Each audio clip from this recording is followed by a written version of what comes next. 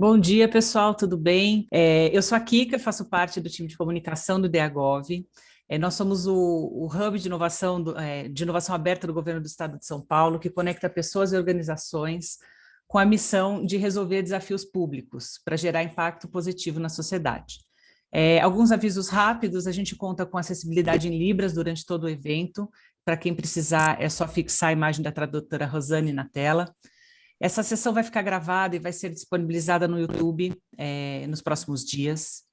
E esse é apenas um dos espaços que o IdeaGov oferece para fomentar conversas abertas com a sociedade sobre inovação em governo. Além do diálogos, nós produzimos anualmente o Fórum de Inovação, de Inovação em Governo, que é um dia inteiro compartilhando aprendizados, conhecimentos e práticas nacionais e internacionais.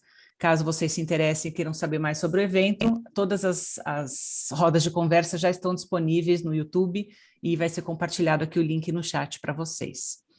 Entrando propriamente na temática de hoje, é fato que existe um movimento global comprometido a produzir políticas públicas com base em evidências, né, que sejam efetivas e eficazes na gestão e no financiamento. Esse movimento coleciona avanços desde os anos 80 e tem sido guiado por agendas comprometidas com o bem-estar da sociedade e o combate à desigualdade, como os Objetivos de Desenvolvimento Sustentável das Organizações das Nações Unidas. São várias as possibilidades de emprego de dados. Cada vez mais o desenho das políticas públicas serão orientados pela demanda apontada nessas projeções populacionais. Para a gente aprofundar esse tema, a gente recebe 3 especialistas no assunto: o Carlos Freire, que é diretor do SEAD, a Isabel Opsi, cofundadora da Impulso Gov, e a Bianca Kremer, advogada e pesquisadora em Direito e Tecnologia. Essa conversa vai ser mediada pelo Felipe Massami Maruyama, que é diretor de inovação em governo do Impact Hub e que está à frente do IdeaGov. Dito isso, eu reforço que a gente está muito feliz com a presença de todos em mais esse encontro e passo a palavra para o Felipe. Bom diálogo a todos. Bem legal. Ok, obrigadão aí pela introdução. Bom dia a todos e todas. Como a Kika trouxe, meu nome é Felipe Maruyama, estou como diretor de inovação em governo do Impact Hub, à frente das operações do IdeaGov. Antes de mais nada, queria agradecer enormemente a Bianca, Carlos, Isabel, pela disponibilidade e pela gentileza de vocês estarem aqui com a gente nessa manhã. É uma honra estar com pessoas tão sensacionais, parceiros e queridos, para bater esse papo aqui, que eu acho que é fundamental aí para a gente, no atual contexto que a gente se encontra. Queria apenas reforçar para todo mundo aí que está assistindo com a gente, que o formato vai ser basicamente o seguinte, tá? Eu vou fazer algumas perguntas iniciais para a gente aquecer o nosso papo e, em seguida, eu vou deixar com vocês, tá? Então, aí vocês mandem as perguntas por onde preferirem. Pode ser pelo chat, pode ser pelo questions and answers, que é um Qzinho e um Azinho que tem aí dentro, na barra de baixo aí do Zoom. Ou também, se vocês tiverem interesse, levantem a mãozinha que a gente pode abrir o microfone de vocês, caso vocês queiram também fazer a pergunta diretamente. Só vou pedir que, caso seja essa última opção, por favor, sejam sucintos, tá? Só para a gente também dar a oportunidade para que todo mundo possa fazer a pergunta, tá bom? E aí, agora, pessoal, sem mais delongas, eu gostaria de passar a bola para que o pessoal se apresentasse bem brevemente. Então, eu queria convidar, primeiramente, a Isabel, para que você falasse. Isabel, quem é você aí na fila da inovação? Bom dia, primeiro, a todo mundo. Obrigada, Felipe e Kika, pelo convite. Eu sou cofundadora e diretora da Impulso. A gente é uma organização sem fins lucrativos. A nossa missão é potencializar o uso de dados e tecnologia na saúde pública. Então, o tema que a gente vai discutir hoje é um tema que eu tenho muito interesse. E como que a gente faz isso? A gente faz parcerias com governos, trabalha muito próximo à gestão municipal e estadual e desenvolve produtos e ferramentas para apoiar os governos a usarem mais dados e tomarem decisões com base em evidência. Então, a gente desenvolve ferramentas, produtos. Ano passado, a gente estava muito focado no tema da Covid, né? Naturalmente. A gente lançou a plataforma Corona Cidades, que era uma plataforma para gestores públicos com conteúdo e informação sobre a pandemia. E esse ano a gente está focado no tema da atenção primária em saúde, que são os procedimentos mais básicos de saúde, acompanhamento de hipertensos, gestantes, diabéticos. Então, como que a gente usa dados e indicadores para melhorar esses serviços, e no tema de saúde mental. E estou muito animada para o nosso papo hoje. Show de bola, Isabel. Obrigadão. Agora, eu também queria convidar agora o Carlos. Por favor, Carlos, fala quem é você na fila da inovação. Bom dia, pessoal. Bom dia a todas e a todos. Obrigado, Felipe, pelo convite. Obrigado, pessoal da DEAGOV. Prazer, Bianca e Isabel. Vai ser legal a nossa conversa hoje. Bom, eu sou diretor de pesquisa da Fundação SEAD, que é a Agência de Estatística do Estado de São Paulo. Estou também como diretor executivo interino. Estou no SEAD há quase 2 anos e a gente vem trabalhando fortemente para introduzir novas tecnologias e inovar, né, também na produção de informação no SEAD.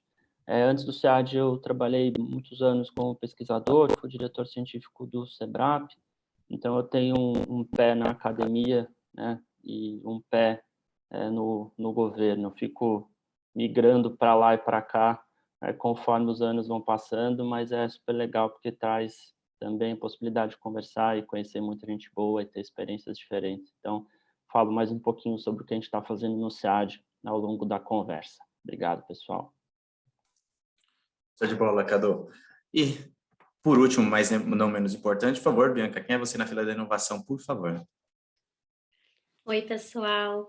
Quero agradecer o Felipe e o IdeaGov pelo convite, também cumprimentar a todos vocês, o Carlos e a Isabel, que vão trocar comigo. Eu sou Bianca Kremer, eu sou professora, pesquisadora em Direito e Tecnologia, eu sou especialista em inteligência artificial e ética, proteção de dados, e atualmente eu trabalho na Coding Rights, além de liderar algumas pesquisas, tanto na Universidade Federal Fluminense quanto na FGV Rio Direito. Atualmente eu trabalho na Coding Rights, que é uma organização também que visa promover direitos digitais, sempre com olhares interseccionais, considerando categorias de opressão que muitas vezes não são consideradas, né, como gênero, raça, classe, sexualidade, deficiência e até mesmo senioridade. Então, é nesse sentido que eu venho pensando direito, inovação e pensando as melhorias e a preservação de direitos nesses espaços. Vai ser um prazer trocar com vocês. Eu acho que a gente tem muito a aprender uns com os outros em relação a modus operandi de questões e também para refletir sobre potenciais desafios e limitações que a gente encontre no melhoramento da vida pública. Muito obrigado, Bianca. Novamente um prazer estar com vocês três aqui nesse bate-papo de hoje. E só reforçando, né, pessoal, aqui o Diálogos.gov é um encontro que a gente justamente visa bater um papo aberto, transparente, com respeito. Então, sempre fortalecemos esses valores sempre fortalecemos esses valores, tá bom? Eu vou começar fazendo uma primeira pergunta, e aí eu já deixo aqui, fiquem à vontade, para quem se sentir à vontade, já pegar essa pergunta e falar, começaria respondendo aqui, tá bom? Bem, conforme a Kika trouxe na nossa introdução, né, existe um movimento global comprometido em produzir políticas públicas com base em evidências para que sejam mais eficientes, eficazes e efetivas. Aí eu gostaria de ouvir de vocês qual a importância que vocês veem de que gestores públicos tenham acesso e o uso a dados para gerar evidências que auxiliem na tomada de decisões. Então, fiquem à vontade, quem sentir à vontade para começar aí dando esse start aí na resposta.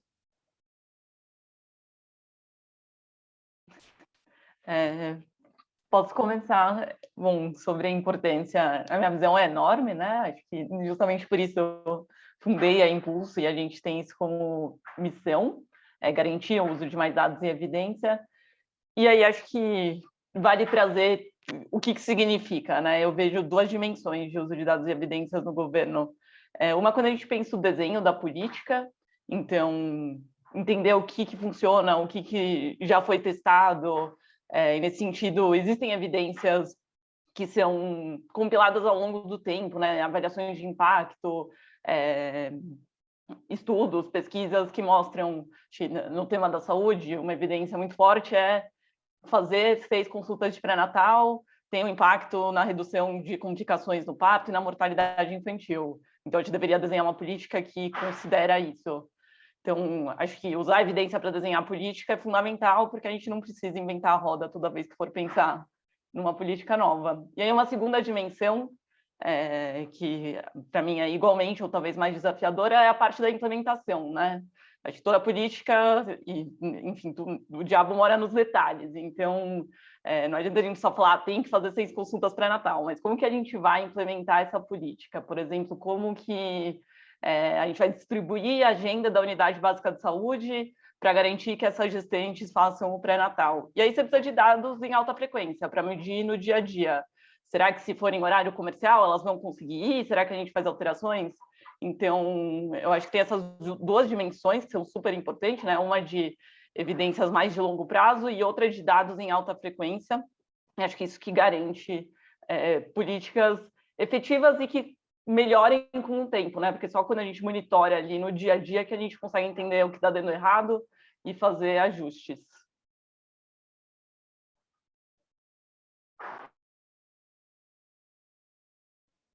Bom, deixa eu completar aqui um pouco a resposta da Isabel. Eu acho que a gente tem a possibilidade de olhar essa ideia de políticas públicas baseadas em evidências também com diferentes dimensões. Mas aí eu vou alargar um pouquinho a noção de políticas públicas baseadas em evidências. Eu vou convidar vocês para pensar um pouquinho de uma forma mais geral, né? E a gente pensar em usos de dados para ações públicas. A gente, quando fala de políticas públicas baseadas em evidências, a gente teve um avanço muito forte nos últimos anos, e a Isabel já deu ótimos exemplos, né, de como a gente pode observar, por exemplo, avaliações de impacto, e como é que a gente usa esse conhecimento tanto na formulação como na implementação de políticas. Mas quando a gente alarga um pouquinho essa noção de políticas públicas baseadas em evidências para uso de dados, a gente ganha, talvez, espaço para trabalhar em algumas atividades que até hoje, a gente precisa aperfeiçoar no Estado, especialmente, eu acho que no Estado brasileiro, mas também em outros países do mundo. Né? Então, o que eu estou querendo dizer aqui? A gente pode ter diferentes tipos de dados para diferentes usos, né, de diferentes atores. Então, vamos lá, o que eu quero dizer? A gente pode ter um uso super importante de estatísticas descritivas, né? A gente, às vezes, fala muito, né, de grandes modelos de inferências causais, mas a estatística descritiva no dia a dia da gestão pública é super importante, né? E aí que o gestor público tenha uma base documental, bases de dados organizadas, né, para que ele possa fazer consultas, para que as pessoas possam pensar e trabalhar no seu dia a dia. Então, a gente tem outras dimensões aí que eu acho que são importantes. Ou mesmo análises sintéticas com base, né, em séries históricas de dados, né, para o primeiro escalão do governo tomar decisões. Tá? A gente pode ter também, obviamente, os dados abertos para a sociedade civil, para a comunidade científica trabalharem essas informações e produzirem análises que voltam para a gestão pública. Tá? Então, só estou convidando vocês aqui um pouco no início para a gente alargar a ideia de políticas públicas baseadas em evidências, e aí a gente vai ter um campo, né, de possibilidades muito amplo. E trabalhando diretamente, né, com os atores estatais, a gente vê como isso é necessário. Então, dado um exemplo para você, dar alguns exemplos para vocês que a gente fez nesse último ano no SEAD. Se vocês observarem, né, todo o monitoramento de casos, óbitos e internações, né, de Covid, a gente, em São Paulo, auxiliou a Secretaria da Saúde, a Secretaria de Governo, a Secretaria de Desenvolvimento Econômico, junto com o Sistema de Monitoramento Inteligente, a organizar esses dados. Né? E não deixa de ser uma possibilidade de se trabalhar com dados para políticas públicas, ou seja, evidências para políticas públicas. Monitorar, né, o avanço da doença foi super importante para a tomada de decisão. Então, a gente acompanhou isso muito fortemente. Eu fiquei muito feliz quando a gente começou a ver no Jornal Nacional, da Globo, as pessoas falando em média móvel. Eu falei assim, gente, assim, agora a população discute média móvel. Né?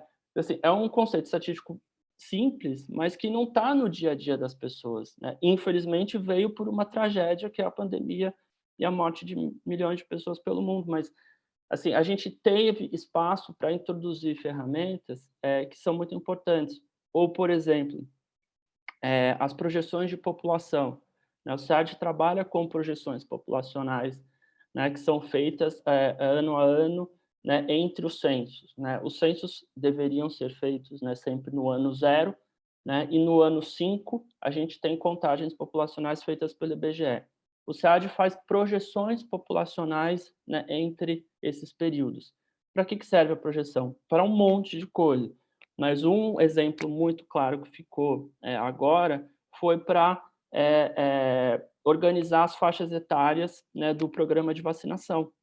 Né? Então, se a gente não tiver uma projeção populacional muito bem feita, a gente não consegue distribuir vacina direito.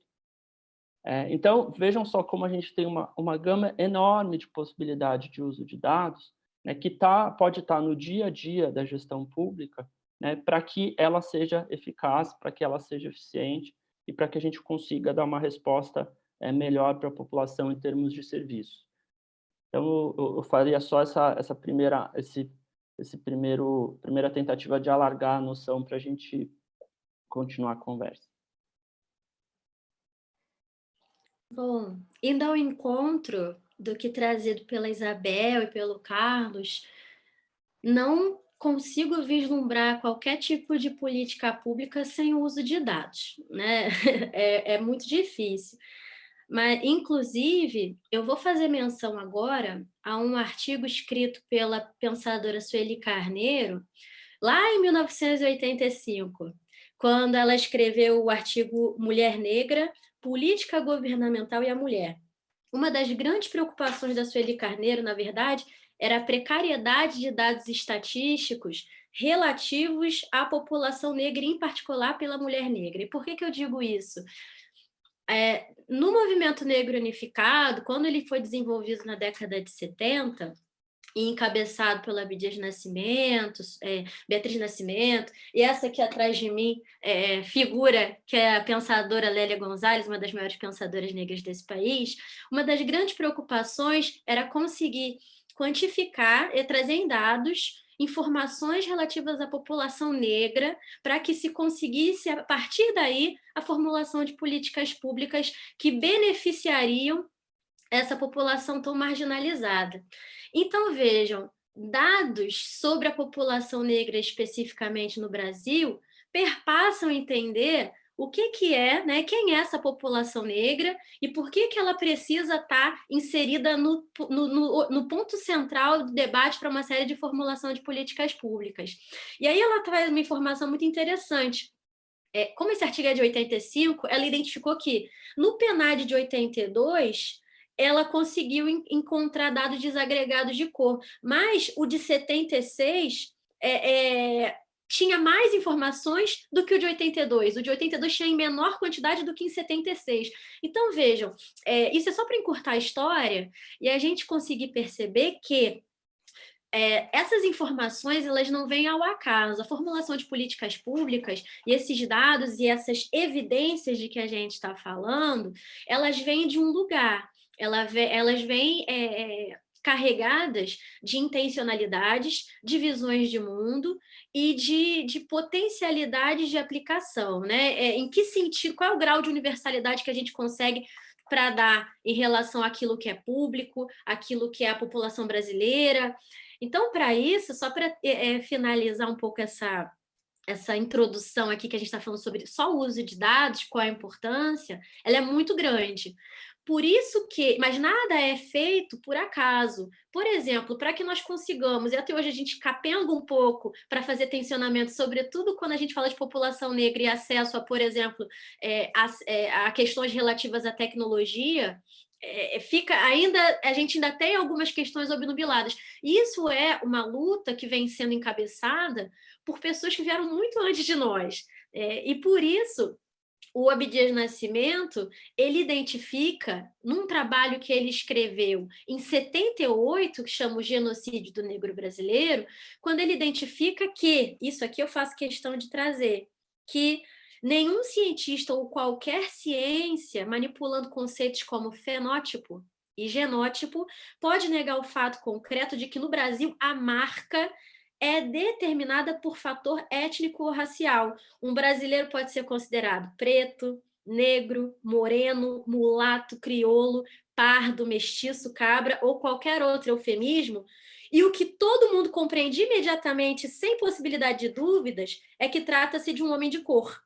Isso é, aquele que descende de negros escravizados. E aí ele termina dizendo, não vamos perder tempo com distinções supérfluas, porque até então, para que conseguíssemos dados para a formulação de políticas públicas para a população negra, essa compreensão de quem seria essa população negra, essa desagregação de quem é o negro, a partir da autoidentificação em uma série de eufemismos, dificultava a projeção sobre uma parcela da população que, a partir de evidências de classe, a partir de evidências de acesso a produtos e serviços, de ascensão social, ou de acesso à ascensão social, tudo isso acabava ficando um pouco à margem por conta de uma dificuldade de aferição em números em relação a essa parte da população brasileira. Então, portanto, Felipe, só para a gente finalizar nesse sentido, dados são extremamente importantes, mas tão importantes quanto a obtenção dessas informações por gestores públicos é a forma com que essas informações serão manuseadas e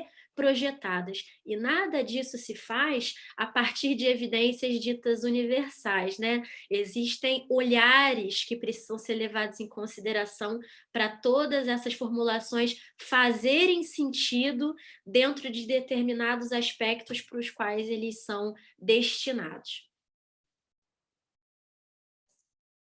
Show de bola, pessoal. Muito bacana. Obrigada pela resposta de vocês.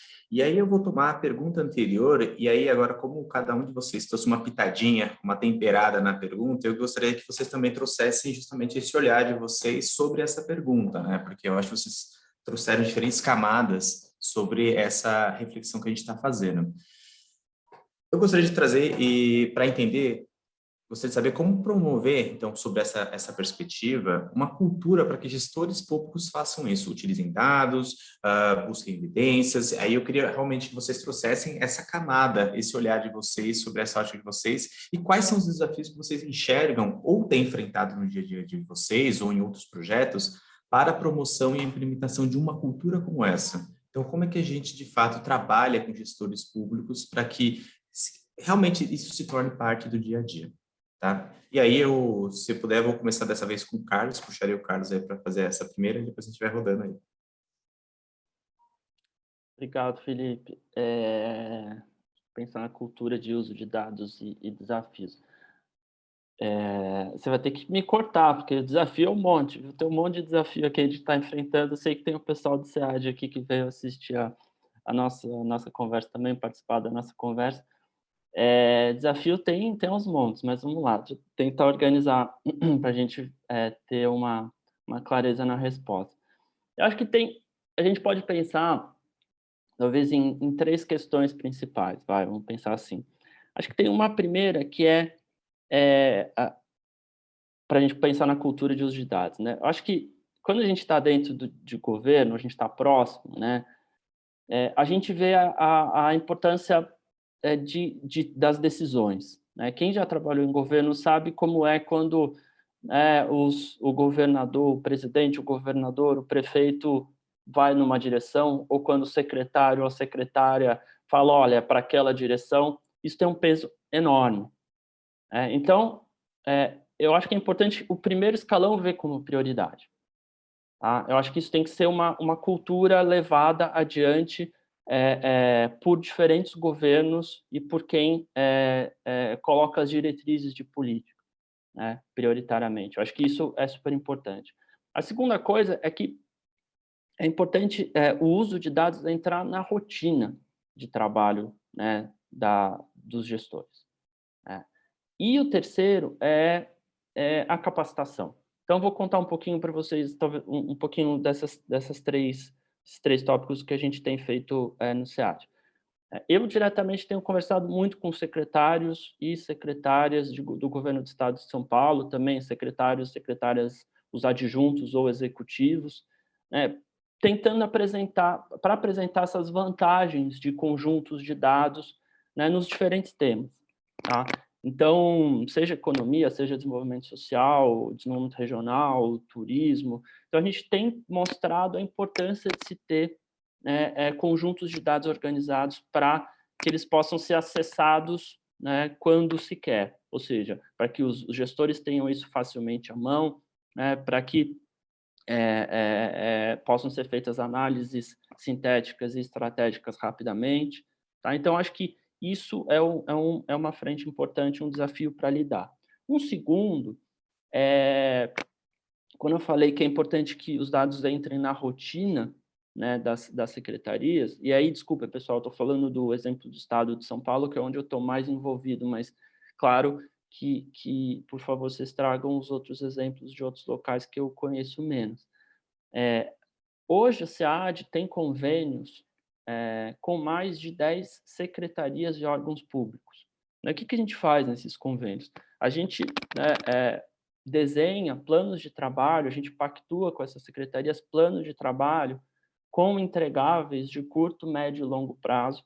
Né? E aí eu estou falando de planos de trabalho de 12 meses, com entregáveis daqui a 1 mês, daqui a 3, daqui a 6. E o que são, né, esses entregáveis? A gente faz, por exemplo, os chamados dashboards, né, os painéis de dados, a gente produz análises de temas específicos, a gente organiza conjuntos de dados para que as secretarias possam usar. Ou seja, a gente dá todo o material, né, para que a própria secretaria possa usar. A gente dá também análises quando é solicitado, e a gente produz painéis de consulta. Então, para ficar mais claro, a Secretaria de Educação, a gente fez uma análise sobre população e idade escolar. Por que é importante saber qual é a projeção da população em idade escolar? Quantos alunos nós vamos ter em 2050? Isso define quantidade de escolas que você vai precisar, quantidade de professores que você vai precisar. Então, esse tipo de informação, ou um programa da Secretaria de Desenvolvimento Social, então a gente vai lá e trabalha indicadores de pobreza, a partir de dados do cadastro único. Então, esse tipo de trabalho, ele precisa estar no dia a dia, né, do gestor. E aí o terceiro ponto, para eu não me alongar e não precisar que o Felipe peça para eu parar de falar, é a capacitação. Eu acho que assim, uma burocracia capacitada é um tesouro, assim, e a gente tem muita sorte, porque no Brasil, e especialmente em São Paulo, a gente tem uma burocracia muito boa. Né? E aí uma burocracia no sentido do B maiúsculo, né? Não na burocracia no sentido, né, pejorativo. A gente viu, por exemplo, quando a pandemia começou, a importância da nossa burocracia, né, ligada ao SUS, no Ministério da Saúde. A gente viu técnicos muito qualificados, né, muito comprometidos, tentando trabalhar e não conseguiram. Né? A gente viu o que aconteceu depois.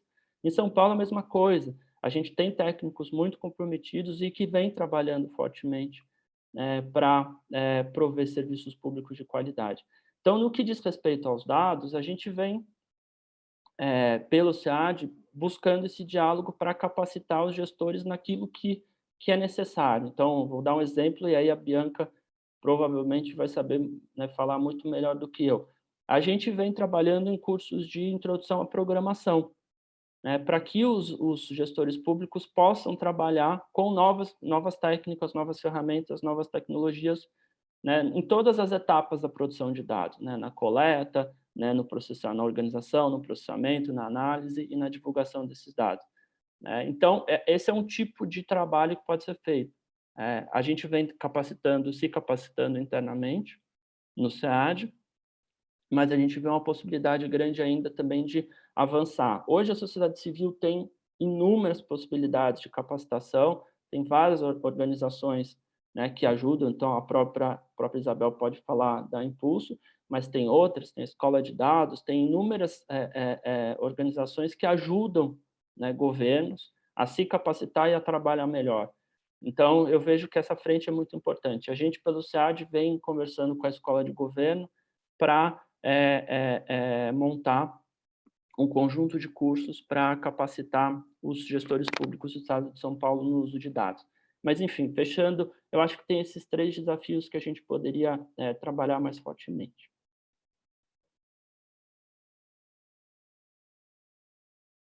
Agora, fique à vontade para Isabel ou Bianca, quem quiser pegar a bola. Vou complementar, então, rapidinho, a fala do Carlos. Eu concordo muito com o ponto que ele trouxe, né, de pensar análises descritivas, análises simples que ajudem todos os níveis do governo na tomada de decisão. E acho que alguns pilares que me vieram, que enxergo como potenciais de desafio, primeiro, a tecnologia, né? Quando a gente fala uso de dados, principalmente em alta frequência, é importante ter sistemas que permitam a gente fazer registro e ter esse dado no formato padronizado, que a gente consiga automatizar as análises mais importantes. Então, eu vejo isso como um pilar fundamental. No dia a dia do governo, eu acabo vendo muitos sistemas paralelos de coleta de informação, o famoso caderninho, a planilha no Drive, e é muito difícil depois se juntar tudo e criar uma rotina que o Carlos trouxe, que é tão importante, né? Então, acho que a tecnologia é um pilar fundamental para pensar o uso de dados no dia a dia. É um potencial, né? Porque a força dos nossos tempos, mas acho que é um desafio por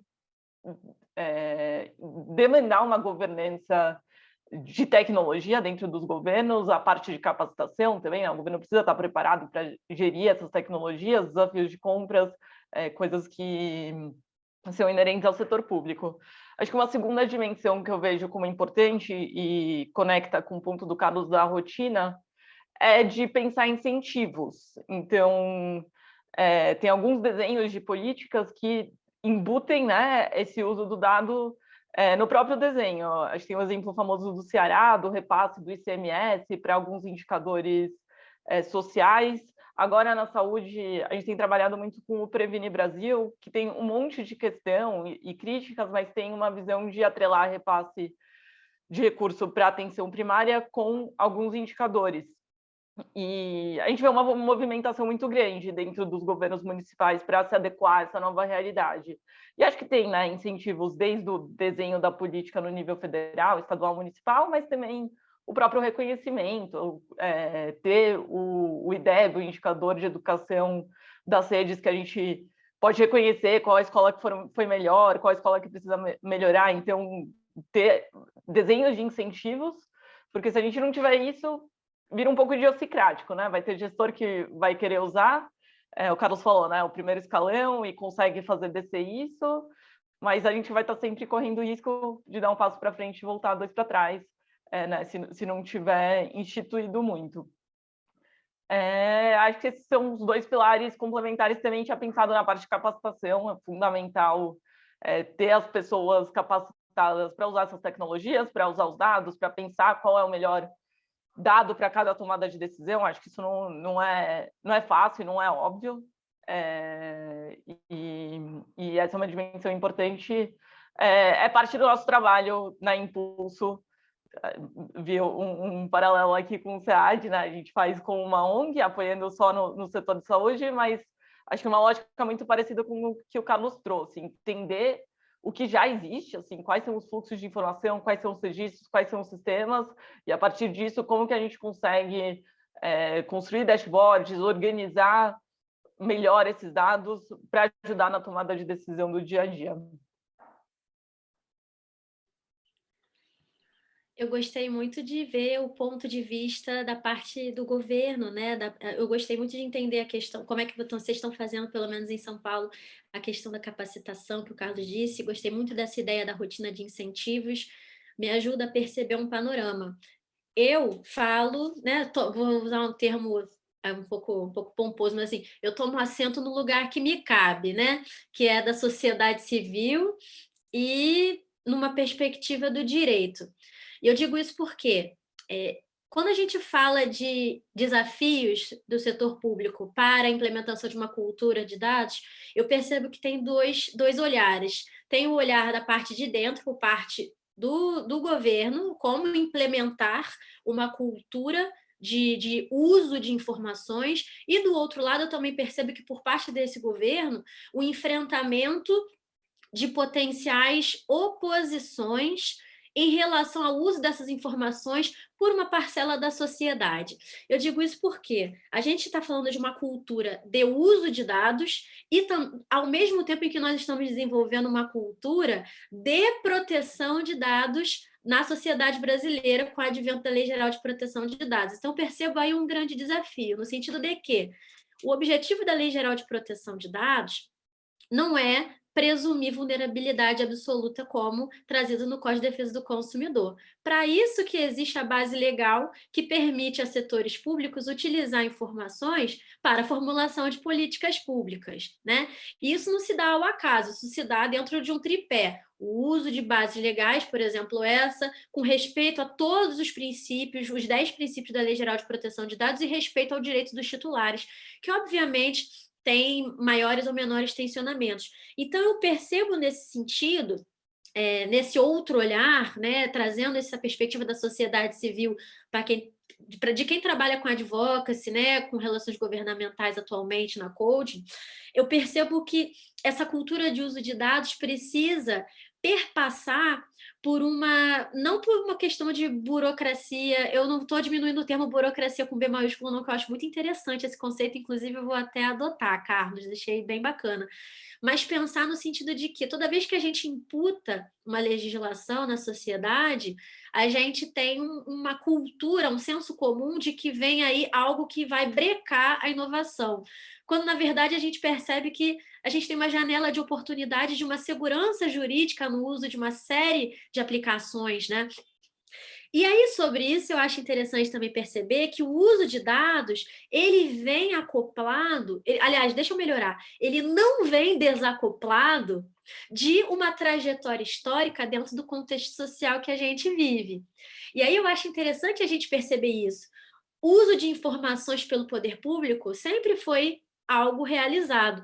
O que a gente precisa se preocupar é que com o uso dos dados, com essa potência computacional que a gente enfrenta hoje e com essa quantidade massiva de informações, a população tem cada vez mais se preocupado com o que se denomina, ou que o pessoal tem denominado atualmente, de tecnovigilantismo, ou um monitoramento excessivo, ou uma cultura de vigilância com o uso de tecnologias cada vez mais sofisticadas. Isso para não falar de tecnologias específicas que passam a ser utilizadas para esse tipo de prática, né? A gente não precisa se atrelar a esse juízo de valor nesse primeiro momento, mas é só para a gente pontuar que o uso de informações tem sido cada vez mais consciente na sociedade brasileira de que existe um risco, né? O uso de dados ele vem atrelado a um risco. E quando a gente coloca esse risco, né, nesses espaços públicos, a população tem cada vez mais andado lado a lado, ou pelo menos tentado acompanhar, na sociedade civil, os riscos atrelados a essas informações. Então, ficamos aqui num paradigma. Ao mesmo tempo que é excessivamente importante o uso dessas informações para o aprimoramento de políticas públicas, a Isabel trabalha com saúde, e como é o meu compromisso racial com questões relativas à população negra, a gente sabe que a maior parte da população negra é quem utiliza o serviço público de saúde, por exemplo. Então, a gente tem várias informações sensíveis aí e que precisam ser, vou usar um termo que talvez seja tecnicamente ruim, mas na falta de outro eu vou usar ele, perfilados de uma maneira muito cuidadosa, no sentido de que nós precisamos aplicar olhares diferenciados e intencionalizados para compreender essas categorias de hierarquia de humanidade que a gente herdou desde a Constituição do Estado-nação brasileiro. A gente não veio com a Constituição de 88 e, de repente, a gente tem direitos universais e universalizantes e uma igualdade formal / material absoluta, por conta dos princípios constitucionais, né? Toda essa trajetória que a gente traz de vigilantismo, de persecução penal, evidências são trazidas e, ainda assim, nós temos dificuldade de colocar diversas políticas públicas em pauta para educação, saúde, segurança. Enfim, existem desafios sociais que vão desembocar também nos desafios de uso de dados. É disso que eu estou falando. Então, talvez, para resumir um pouco essa observação, eu percebo que os desafios para a sociedade na utilização do desenvolvimento de uma cultura de uso de dados por gestores públicos vêm também no campo da confiança, também no campo da transparência, também no campo de uma histórica discrepância de representatividade no acesso a essa posição de gestão pública, né? E um panorama histórico de exclusão que a gente não pode desconsiderar quando da aplicação de informações para o melhoramento dos serviços públicos, né? Aprimoramento da vida pública, sem levar em consideração que existem tensionamentos sociais, raciais, de gênero, sexualidade, que vão imbricar uma série de tomadas de decisão com o uso dessas informações. Legal, Bianca. Obrigado, Carlos. Obrigado, Isabel. Eu também vou fazer a minha última pergunta aqui para não monopolizar também. E aí, pessoal, já fica o convite aqui para quem quiser fazer pergunta, coloquem no chat, coloquem no Questions and Answers ou fiquem à vontade para levantar a mão. Essa última pergunta vai em contra tudo que vocês falaram e aí, em especial essa última fala da Bianca, né? E eu acho que também já pega algumas observações que eu fui catando ali no chat e no Questions and Answers, né? Então, assim, eu vou trazer essa pergunta aqui, que, assim, eu estava para participar desse diálogo aqui, eu também tive que estudar um pouquinho, ler alguns, eu sabia que ia até com 3 especialistas, né? Então, eu peguei um artigo ali do Nexo que eu achei interessante, que, como eu falei, vai em encontro muito nessa última fala da Bianca, né? O artigo chama O uso e o não uso de evidências pelos governos como decisão política, né? Esse artigo foi afirmado que políticas públicas não são feitas apenas de dados, informações e estatísticas. Elas estão permeadas por compromissos, interesses, valores e maior ou menor adesão a visões de mundos compartilhadas pelos diferentes setores da sociedade, né? E aí eu gostaria que vocês comentassem essa afirmação, né? Pontuando sobre a perspectiva e a experiência de vocês e se existe algum limite, ou não sei se limite é o termo correto, inclusive, para o uso de evidências ou uso de dados. Então, jogo aqui para vocês também. Eu acho que até vou fazer agora o inverso, começando pela Bianca. Eu sei que ela encerrou agora, mas a gente encerra com ela, que foi a que ainda não começou. Então, por favor, Bianca, por favor. Perfeito, Felipe. Eu fico pensando nas semânticas, né? Eu acredito que a conformação de sentido das coisas vem, e a gramática e a conformação de sentido das palavras podem introduzir debates. Então, quando você pergunta sobre limites para o uso de evidências, eu me atrelo às palavras limite e evidências. São 2 juízos de valor que a gente precisa fazer, no sentido de que tem uma subjetividade aí. Limites sempre são impostos a partir de algumas subjetividades e visões de mundos, da mesma forma que o conceito de vislumbrar evidências também. O uso da estatística, e eu mais uma vez, tomo assento no lugar que me cabe no direito, e os especialistas certamente podem discordar ou complementar com outras visões, mas eu percebo que o uso da estatística, o uso da ciência da computação, da informática, da engenharia de software, enfim, passa por desafios nesse sentido. Tenho grandes amigos estatísticos que, para a formulação ou a sugestão de políticas públicas a partir da BI também, inclusive, né? É uma área que está muito, muito em voga nesse momento, percebem que a ingerência humana para que esse conjunto de dados faça sentido dentro de uma lógica, dentro de uma aplicação, é essencial. E, a partir daí, a gente sempre vai ter, quando há a interferência humana, tanto no desenvolvimento de uma tecnologia, quanto na aplicação das informações com uma finalidade específica para a política pública ou não, a gente tem intencionalidades humanas e visões de mundo. Portanto, evidências, eu percebo, sempre vão estar atreladas ao conceito dos vieses. E eu não falo isso só de maneira negativa. A gente tem um especialista, um filósofo chamado Gadamer, que trabalhou no direito constitucional com algumas teorias um pouco complexas, mas só para encurtar bastante a história, ele diz que dificilmente nós podemos, isso que ele fala de decisões judiciais, mas a gente pode falar de formulação de política pública, interpretar mais extensivamente, ele sempre fala que dificilmente nós conseguimos fazer tomadas de decisões ou aplicar interpretações totalmente desacoplados da nossa trajetória de ser e estar no mundo. E isso a gente pode falar em diversas camadas da sociedade.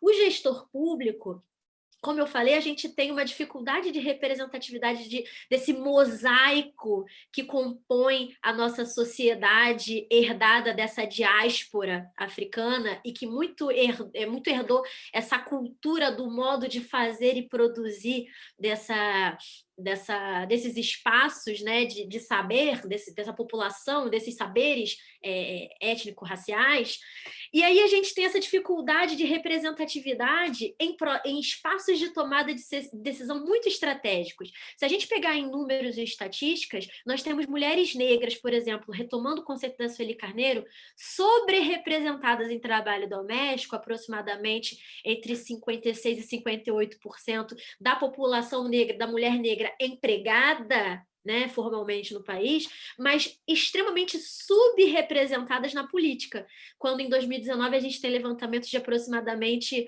0,5% de mulheres negras representadas na política. Isso é extremamente expressivo. Isso só vai fazer sentido para que a gente fale de evidências de política pública e partir para tomadas de decisão em diversos aspectos, se nós considerarmos que essas evidências vão ser levadas em consideração para determinadas tomadas de decisão e que não são eivadas, né, não são apartadas de vieses.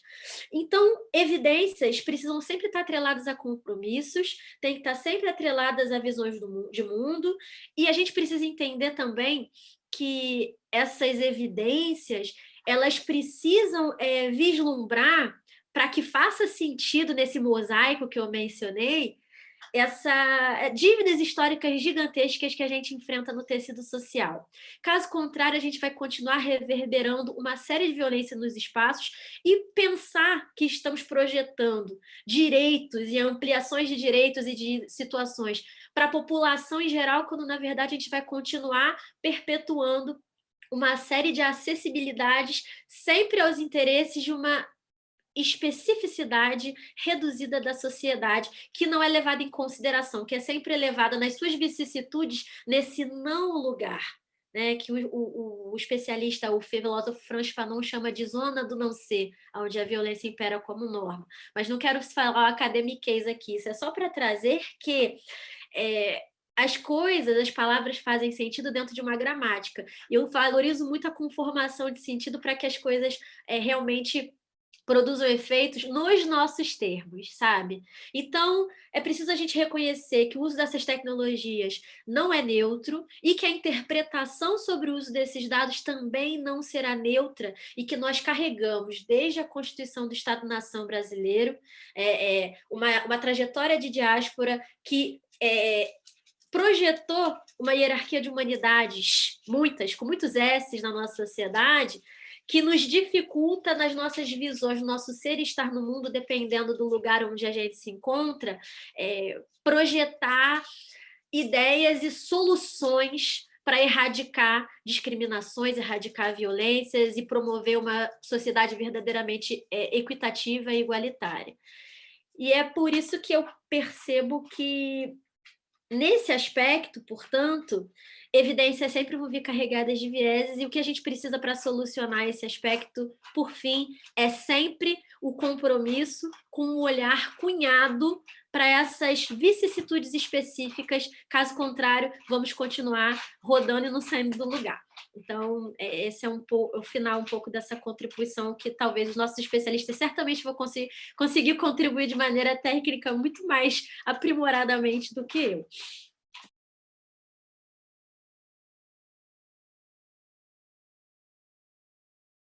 Isabel e Carlos, fiquem à vontade. Posso ir? Então,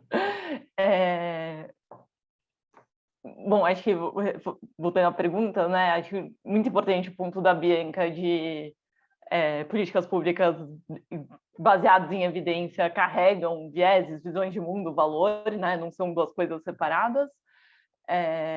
Acho que, dado isso, eu falaria não limites, mas acho que existem restrições inerentes a uma política pública. Quando a gente pensa, tinha um professor no mestrado que falava da trindade da política pública, né? Ela é tecnicamente correta, então a gente tem avaliações que mostram que tem impacto e que está indo na direção certa, mas tem dois outros pilares importantes, que é ser politicamente viável. E acho que é natural, né, que existam classes, existam interesses que são legítimos. No caso da Covid, a gente viu a demanda para entrar na fila da vacinação antes, e acho que, de certa forma, isso é legítimo. Eu vejo como papel do gestor público do governo justamente acomodar os interesses individuais em prol do interesse comum, e aí não dá para falar que isso é uma ciência exata, né? Então, acho que esse pilar do politicamente viável é muito importante. E um segundo pilar também é o administrativamente factível, é entender, ainda que tenha ali comprovado que alguma coisa dá certo, mas onde que está o Estado nesse momento para implementar uma política? E nesse ponto, já que a gente está falando, né, de uso de dados, acho que eu vou de encontro com coisas que o Carlos trouxe, que a gente tem coisas às vezes muito mais simples, às vezes tem modelos sofisticados de machine learning, AI, e no fundo o que a gente precisa é organizar as bases de dados para fazer uma análise descritiva e garantir que a gente saiba a projeção de alunos que vai ter. Assim, então, acho que esse ponto da capacidade do Estado é muito importante, assim, porque às vezes, né, a gente precisa de mudanças incrementais que vão ter muito mais impacto. E nessa parte de dados, eu sinto que existe muito mais interesse e recurso, inclusive de pesquisa, em desenvolver modelos estatísticos e coisas sofisticadas do que em melhorar a qualidade do dado, o que me parece uma contradição, né? Porque esses modelos estão sendo rodados com dados pobres, que poderiam melhorar. Então, acho que é um pilar importante para pensar essa política pública tecnicamente correta, né? O quanto ela é politicamente viável e também administrativamente factível. E acho que só para finalizar, eu acho limitante pensar em política pública, tirando algumas exceções, como se fosse um caráter estático, né? Essa política funciona ou não funciona. Eu acho que o mais importante é a gente pensar como que a gente vai melhorando as coisas continuamente. Por isso a importância de usar dados em alta frequência, monitorar e fazendo ajustes. Então, acho que quando a gente fala políticas públicas baseadas em evidência, ainda o pêndulo está muito para a parte de avaliação de impacto, o que funciona e o que não funciona, e muito pouco para como a gente melhora continuamente. E essas duas coisas são importantes. Eu acho que, né, a gente tem que fazer um esforço maior para organizar essas bases de dados e usar no dia a dia. Vou completar rapidinho, Felipe, pegar também carona aqui no que a Isabel falou, que eu achei muito, muito importante. Eu acho que tem uma... Vale a pena a gente pensar o que a gente está chamando de evidência, né? Acho que evidência pode ser muita coisa. Para tentar trocar em miúdos aqui, acho que a gente pode pensar que tipo de pesquisa fazer, que modelo usar, qual indicador é mais adequado para analisar aquele fenômeno. Então, acho que é importante a gente ter essa visão de que evidência pode ser muita coisa, né? E sem dúvida, existe limite para as evidências. Eu acho que eu vejo que assim, o melhor dos mundos é quando há disputa de evidências. Eu acho que isso é o que move o conhecimento científico, né? E aqui eu estou falando de produção sistemática de conhecimento, né? Aquela produção pública, aquela que está aberta para a crítica dos pares, aquela que é revisada, né? E pela sociedade civil, pela comunidade científica. Eu não estou falando de opinião, né? De quem acha isso ou de quem acha aquilo, porque hoje em dia a gente tem que agora fazer esse aposto quando a gente fala disso, né? Eu acho que não. Estou falando aqui de conhecimento científico sistemático. Então, essa disputa é importante, é o que move, né, a produção científica.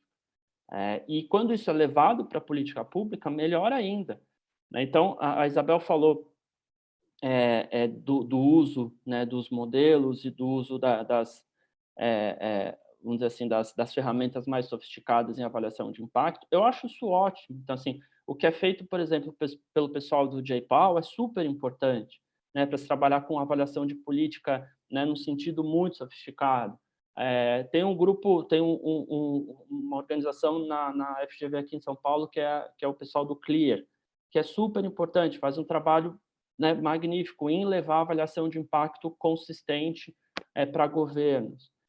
E eu não acho que isso seja isso vá competir com o que eu falei no começo e que a Isabel falou agora, que é a gente fazer mudanças incrementais, né? Como eu falei, levar para dentro da rotina de trabalho da política dos gestores públicos o uso de dados.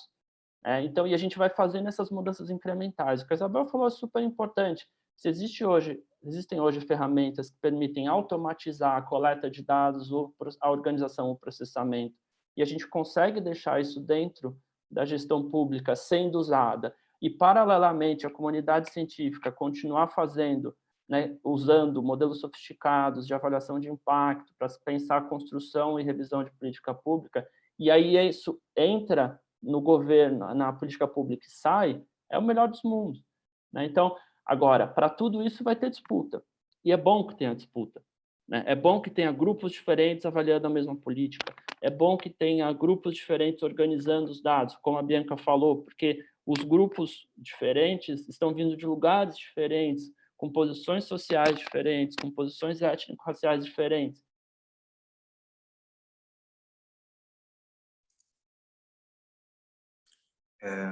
Eu acho que o Carlos deu uma travadinha, correto? Tá, vamos ver se ele volta. Enquanto ele não volta, para ele concluir... Então, isso é super importante. Voltei? Eu não sei onde eu parei, então eu vou de onde eu estava. Eu vou fechar, que eu só vou falar assim, então a ódio é diversidade, só isso que eu ia falar. É importante que a gente tenha disputa, é importante que a gente tenha conhecimento sendo produzido de diferentes lugares. Vou deixar o pessoal fazer perguntas, que eu já vi que tem um monte de pergunta boa aqui que eu quero responder também no chat. Obrigado. Beleza. Obrigado, Carlos. Bem, já vou enganchar aqui, surgiram algumas perguntas aqui, tá, do pessoal, então eu já vou encaminhar, e por favor, Bianca, Isabel, Carlos, fique à vontade para pegar quem se sentir mais à vontade para responder a pergunta, e também, se não sentir à vontade, tranquilamente também. A primeira pergunta, eu estou pegando aqui, é do Lucas Benz, tá? Ele trouxe lá, que é o Lucas Benz, ele é o diretor adjunto do Departamento de Governança e Inovação de TIC, da SPGG do Rio Grande do Sul, e coordenador do Labtec Rio Grande do Sul. Ele trouxe: estamos iniciando um projeto estratégico em curso no Rio Grande do Sul para implementar uma cultura de decisão baseada em dados. Temos uma trava de conceito sobre o cruzamento dos dados do cidadão. Afinal, o Estado pode utilizar o dado pessoal do cidadão livremente para fazer o trabalho de dados? Por exemplo, se eu quiser saber se a escolaridade tem impacto no número de acidentes de trânsito, eu preciso cruzar os CPFs entre educação e Detran. Não necessariamente eu preciso olhar para o cidadão, mas preciso usar o dado dele para tirar uma conclusão maior. Bem, essa é a observação dele, então, caso não tenha ficado claro, fique à vontade também para chamar o Lucas para esclarecer a pergunta, tá bom? Eu deixo a Bianca falar sobre isso, eu não vou nem abrir a minha boca. Bianca, por favor, Bianca, ajuda a gente. Caiu pro meu colo, tudo bem. Olha, pelo que eu entendi da pergunta, basicamente ele quer saber se existe alguma vedação legal ao uso dessas informações pelo setor público.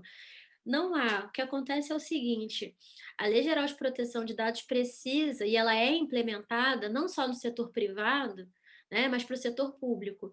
Ela sempre é aplicável para qualquer empresa, órgão público, pessoa que utilize informações com a finalidade de aferir vantagens econômicas ou não, né? Para a pessoa, no caso, para a pessoa física, essa aferição de vantagens econômicas vai ganhar uma maior projeção. Agora, para você utilizar essas informações livremente, não é tão livremente assim.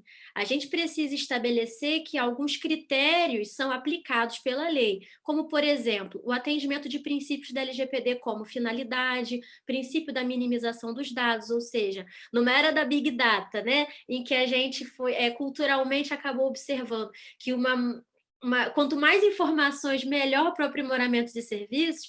Hoje, com uma legislação de proteção de dados, a gente tem um outro olhar, de que o mínimo de informação possível que represente, para que seja possível o atendimento das finalidades que são trazidas pela legislação. E se você utiliza essas informações com o objetivo de formulação de políticas públicas, você precisa justificar isso escolhendo uma base legal que de fato vá ao encontro das finalidades e que, respeitando esses princípios da minimização e, óbvio, respeitando outros demais princípios, como, por exemplo, transparência e alguns direitos dos titulares, como acesso e explicabilidade de uma série de processos, de recebimento de informações, de uso, de compartilhamentos com outros atores dentro do setor público ou entre setores públicos e privados, que isso seja possível e respeitado sendo realizado um processo de adequação que consiga dar conta de todo esse processo, de toda essa complexidade.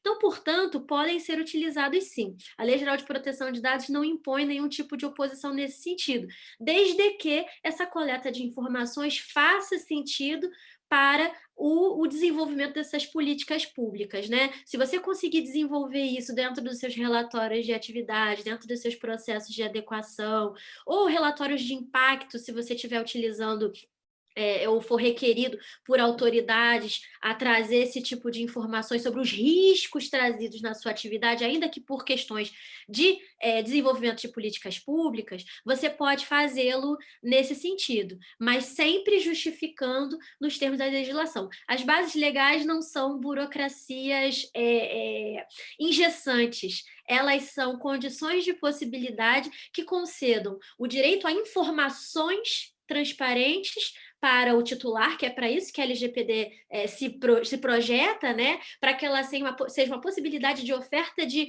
uma certa paridade de armas, para que o titular saiba exatamente o que há a seu respeito, e a LGPD vai ao encontro de outras legislações setoriais, como, por exemplo, a Lei de Acesso à Informação. Não existem divergências, existe uma confluência nesse sentido, isso só para exemplificar, dentre outras legislações setoriais que a gente já tem em vigor, mas tudo isso sendo realizado de maneira que faça sentido dentro de uma lógica de compliance também no setor público.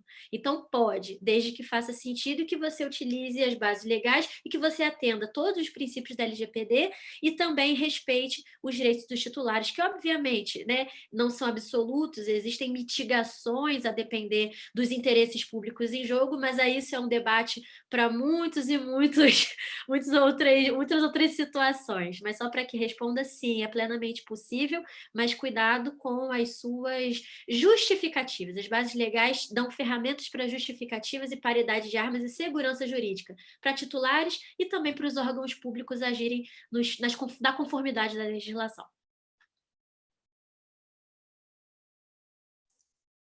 Isabel, Carlos, vocês querem complementar ou não?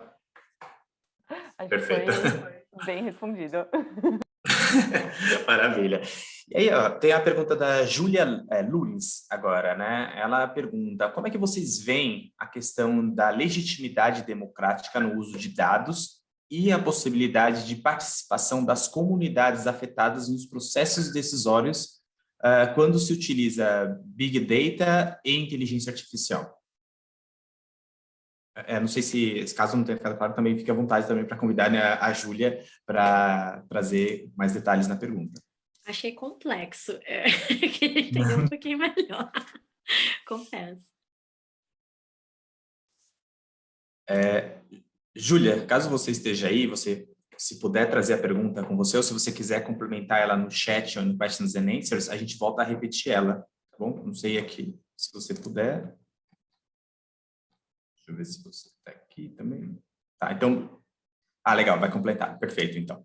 Eu vou pular para a próxima pergunta aqui, do Ricardo Pessoa. Ele queria ouvir a Bianca, mas eu acho que esse ponto aqui, eu acho que é cabível tanto para a Isabel, também pelo Carlos, que é basicamente, a LGPD assusta os participantes de iniciativas que temem o Big Brother e não entendem a tecnologia, e inovadores que não entendem os aspectos legais e têm dificuldades de entender os limites práticos. Como vocês veem isso e tem alguma explicação prática de limites? Eu vou arriscar, e aí a Bianca depois corrige tudo que eu vou falar. Seguinte, a gente tem... Eu vou contar um pouco a experiência que a gente vem tendo no SEAD, né? Acho que até a Lia Moura está aqui, eu vi o nome dela aqui no chat. A Lia, ela acompanha a nossa equipe da assessoria jurídica do SEAD, e ela vem fazendo um trabalho muito legal junto com o João Macruz, estudando a LGPD e as suas aplicações. E a gente está aprendendo. O que eu estou aprendendo com a Lia e com o João é que a gente vai ter muito chão ainda pela frente para dirimir essas dúvidas sobre a LGPD, porque a aplicação da lei vai nos dar respostas sobre várias coisas que a gente está pensando hoje. E eu acho que aí a Bianca, obviamente, pode falar melhor, porque é um pouco como as leis são, né? Muitas vezes a gente também, né, muita gente acha que as leis são exatas. Não são, né? As leis são interpretações, elas são criadas em contextos históricos, elas são aplicadas em contextos históricos específicos, e muito caso a caso vai definir o que pode fazer ou não. Então, a gente compartilha eu acho que desse sentimento do Ricardo, né, de ainda estar tateando o que pode ou não pode fazer. Uma coisa que a Bianca falou que é super importante, a lei, acho que no seu artigo 7º, se não me engano, ela prevê essa utilização para administração pública ou para órgãos de pesquisa, né? Então, tem ali algumas possibilidades que a gente também vai trabalhar sobre elas. E aí, o tipo de dado, né? O que agora eu não vou saber os termos corretos, mas o que é dado pessoal ou não, né? Então, ó, teve a pergunta anterior, acho que do Lucas, né, falando de CPF. Então, tem uma série de detalhes no uso da LGPD. Eu não vejo a LGPD como um problema, de forma nenhuma. Eu acho que ela é um avanço que a gente vai ter que se ajustar, né? Isso está dando um trabalhão para nós no SEAD, para a gente se ajustar, mas eu acho que é um avanço necessário e a gente precisa se ajustar ao que ela prevê. Não vejo impedimento de uso, eu vejo adaptação à lei para que a gente continue usando os dados. Tenho nada para corrigir, eu imagina, quem seria eu? Que eu posso só complementar, indo totalmente ao encontro do que o Carlos diz, é que a lei traz algumas especificidades, né? No artigo 5º, ela traz algumas definições por questões didáticas para que o operador da lei, não necessariamente apenas o advogado, mas qualquer pessoa que trabalhe com dados, consiga entender do que a lei está falando quando fala de determinados termos. Dentre eles, ele conceitua os dados pessoais, né, relativos à pessoa natural identificada ou identificável, e tem os dados pessoais sensíveis, que são aqueles que, caso venham à tona, sejam passíveis de colocar a pessoa numa situação de estigmatização. E aí a lei traz um rol, entendo eu e alguns especialistas, exemplificativo e não taxativo, né? Porque para que a gente conceitue dado pessoal sensível, a gente sempre vai depender da circunstância fática. Por exemplo, não traz geolocalização, mas determinadas situações podem, né, na oferta de produtos e serviços pelo setor público ou privado, caso venha à tona esse tipo de informação, trazer algum tipo de estigmatização. Mas, é claro, vai depender muito de cada caso concreto, nada de maneira absoluta. E isso só para exemplificar que, para pesquisa, órgãos de pesquisa, a LGPD também, ela sugere que, caso sejam utilizados, sejam dados pessoais ou dados pessoais sensíveis, que é uma base legal, o uso por órgãos de pesquisa para os dois tipos de legislação, recomenda-se sempre, deseja-se a anonimização dessas informações. Agora, o que seriam essas informações anonimizadas, o tipo de tecnologia utilizada, a possibilidade de reversibilidade, não sei nem se essa palavra existe ou se eu estou inventando, dessas informações em termos de desanonimização, o quão fácil seria ou não, a depender da tecnologia aplicada ou da acessibilidade a essas informações, seria diferente. E dados anonimizados, sobre eles não incide a LGPD. Isso também é interessante pontuar. O que pode facilitar e muito para o uso, não apenas para pesquisas, como também para a formulação de políticas públicas, utilizando montantes como dados estatísticos expressivos. Agora, o desafio é esse: em que medida essas anonimizações, de que modo elas são feitas e em que medida elas realmente vão representar parcelas da sociedade que precisam ser vislumbradas em determinadas vicissitudes pontuais para a solução de problemas em uma série de esferas da vida pública. São desafios que a gente pode pensar, né? Mas, por hora, eu concordo com o Carlos no sentido de não entender a LGPD e para a gente ter cuidado com o termo de limites, de modo que a gente não vislumbre na legislação um obstáculo, pelo contrário, que a gente consiga vislumbrar, mais uma vez, vou usar esse termo usado pelo professor Renato Leite, uma janela de oportunidades para que a segurança pública impere e que a gente consiga construir uma cultura de proteção de dados que vá ao encontro não apenas dos interesses dos titulares, mas também de órgãos públicos e do setor privado também. Então, eu entendo que isso é uma confluência totalmente possível e que precisa, sim, ser feita de maneira harmônica nesse mundo hiperconectado que também herdamos nesses tempos que nós dividimos. Perfeito. Eu vou trazer uma reflexão da Denise Martins aqui, que quem puder e quiser comentar, fique à vontade. Ela trouxe a necessidade de entender a maturidade do usuário diante das análises de dados, para possibilitar o entendimento das informações e análise de sua adequação. Tá? Então, ela pediu que vocês pudessem comentar e refletissem sobre esse ponto.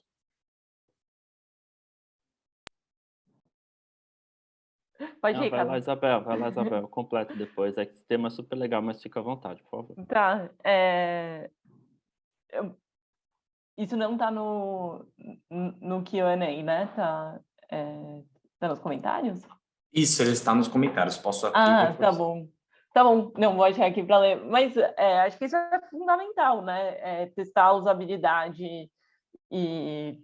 Acho que vamos falar um pouco, melhor falar como a gente trabalha, assim. Então, primeiro, entender quais são os dados, quais são os indicadores. E aí, acho que isso passa por entender muito bem que tipo de decisão é tomada, que tipo de ação esse dado vai ser usado, qual é o custo de coletar essa informação, né? Não adianta a gente desenhar uma tela em branco quando já tem sistema, já tem registros, e a gente vai ter que puxar de algum lugar, isso vai ter um custo. Então, entender a realidade é super importante, e depois testar a usabilidade, tanto dos dashboards, né? Falar que esse gráfico aqui está inteligível, quanto da informação. Essa informação é útil, isso faz sentido. Então, acho que esse testes com o usuário é muito importante e acompanhar o uso e a rotina, como isso está sendo usado, para garantir que tem um termo até meio pejorativo, né? Falar de dashboardização e sair fazendo dashboard de tudo, acho que é justamente um decorrente de as tecnologias estão super acessíveis para esse tipo de coisa, não é uma coisa de outro mundo, mas o mais difícil é pensar qual que é a informação que é necessária e como que eu apresento ela.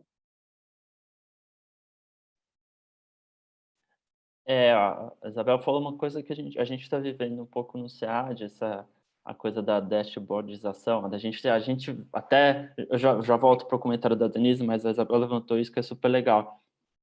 No SEAD a gente está um pouco trabalhando, né, no modelo de inovação startup enxuta, sabe, Felipe? A gente está inovação em ciclos curtos, a gente faz, testa, coloca para o usuário, vê, volta para trás. Então, a gente está nesse movimento de inovação em ciclos curtos, o que é bom, porque a gente avança rápido, mas pode levar, né, de acordo com os feedbacks, né, de acordo com o que volta, né, tanto internos como externos, a gente vê que o que a gente está fazendo pode ter problemas. Então, isso que a Isabel falou, super, super atual e a gente está vivendo isso hoje, né? Você produzir muita informação, produzir muito painel, muito dashboard, para quê também, né? Então, você precisa saber hierarquizar, precisa saber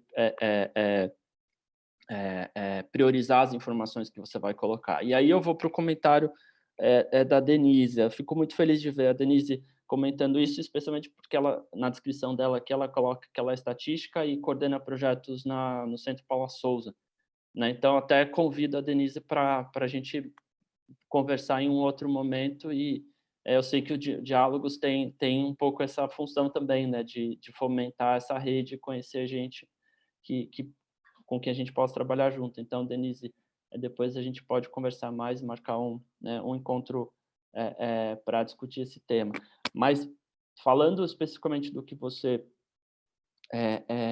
levantou, é super importante a gente pensar na maturidade do usuário.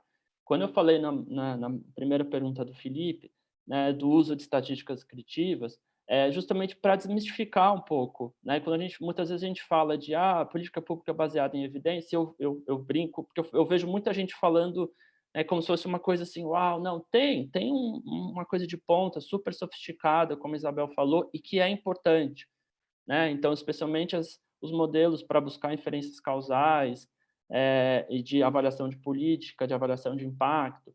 Agora, a gente pode sim trabalhar na outra ponta que eu falei, que é a gente ter as pessoas lendo gráficos de média móvel, né? Isso é importante, né? Então, e aí eu não vou querer voltar, né, fazer todo o discurso de que a gente precisa levar isso para o ensino médio, porque precisa, né? Mas, então, assim, a gente precisa ter no ensino médio, né, uma educação crítica sobre o uso de dados, né? Para as pessoas saberem que os dados vêm de algum lugar, que os dados são produzidos, né? Saber interpretar, estão pegando o que a Bianca falou, né? Dos contextos, dos lugares. Então,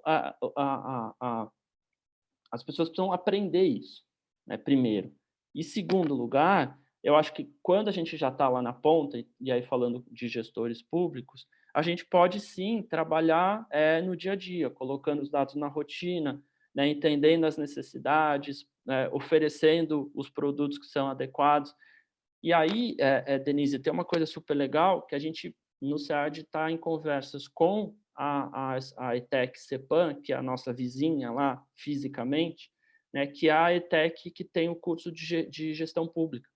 A gente já fez algumas incursões em algumas disciplinas, né, do curso, para fazer o que eu chamo de sensibilização para o uso de dados. Então, você imagina que sejam alunos de ensino médio, sejam alunos do ensino técnico, sendo sensibilizados para usar dados, né? Entender o que é uma base, entender que tipo de indicador serve para quê, né? E aí agora a gente também pretende trabalhar junto com a ETEC, né, em disciplinas mesmo. Então, eles estão, a diretora da ETEC, que é a Érica, está pensando, né, em novas disciplinas, e a gente, né, no SEAD, vai tentar ajudar. Porque eu acho que aí é um ponto de entrada, né? Se a gente começa a trabalhar no ensino médio, se a gente começa a trabalhar no ensino técnico, a gente vai desenvolvendo, no longo prazo, essa maturidade que você falou, né, do usuário de dados. Tá? Eu acho super importante esse tema, é um pouco profissão de fé minha, assim. Meus amigos brincam que em grupo de WhatsApp eu fico lá, né, falando sobre pesquisa. Aí tem só para terminar, Felipe, vou contar uma historinha rápida. Uma vez eu estava peguei um Uber, né, e aí era época de eleição. E aí o motorista vira para mim e fala assim: ah, tá, aquela conversa, trabalha com o quê? Faz o quê e tal. Aí eu, né, deixei ele falar mais, ele falou assim: essas pesquisas aí, hein? Você acredita nisso? Eu não acredito. Nunca ninguém me perguntou nada. Aí eu falei assim: meu caro, você deu azar. Nossa viagem vai durar uns 15 minutos. Você vai escutar 15 minutos eu falando de pesquisa? Aí falei de amostragem, falei de pesquisa de intenção de voto, falei... E assim, no final, o cara era tão gente boa que ele assim, pô, você tem razão, agora eu entendi por que não me perguntaram. E a pesquisa, essas pesquisas, então, vale, né? Falei, vale, cara, tá vendo? Então, assim, tem uma coisa de profissão de fé, mas você precisa, né, essa maturidade não está na sociedade. A gente precisa abrir esse diálogo, entendeu? Exatamente, o Ismael escreveu aqui, é literacia de dados mesmo. A gente precisa abrir, né? Por isso que eu falei, brinquei de média móvel na TV, né, o pessoal na rua falando de pesquisa. É isso. Se a gente conseguir levar isso adiante, eu acho que essa maturidade também vai ser alimentada.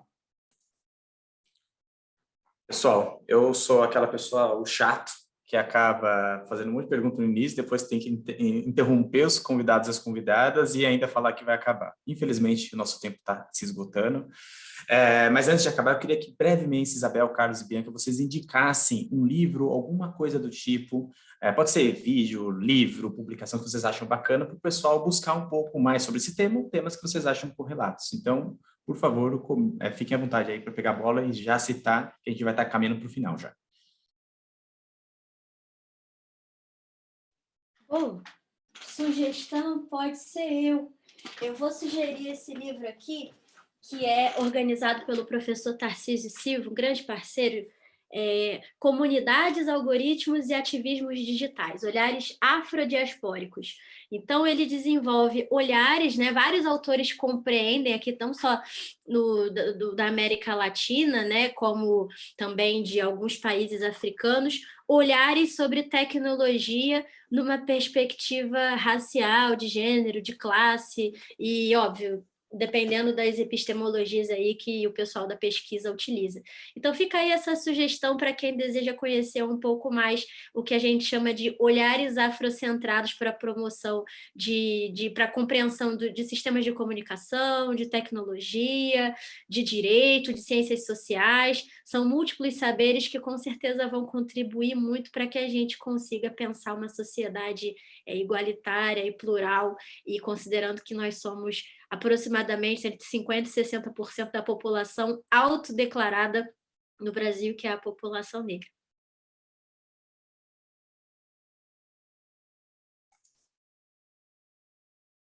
Carlos ou Isabel? Estava pensando aqui, eu não tenho nenhuma indicação de livro específica sobre o tema, mas eu vou indicar uma referência que para mim é muito forte e foi que me motivou até a fundar Impulso, que é o movimento de altruísmo eficaz. Vou deixar aqui o site, tem alguns materiais publicados em português também, que é um movimento global para pensar como gerar mais impacto positivo no mundo e buscando muito na racionalidade, e isso passa também por usar dados, usar evidências, e é algo que me inspira bastante. Então, deixa essa referência. Legal. Eu tenho um livro que eu venho usando nos últimos 4 anos, aí, que chama Bit by Bit, que é de um professor, acho que ele está em Colômbia agora, que é o Salganik, Matthew Salganik. É um livro sobre, é uma referência sobre chamado Big Data e pesquisa social, né? Eu acho que além da discussão em si que ele traz no livro, ele traz inúmeras referências, exercícios. É um livro que ele não precisa ser lido na sua completude, ele pode ser usado em cursos, ele pode ser usado, você pode ir fazendo exercícios ao longo, né, do tempo.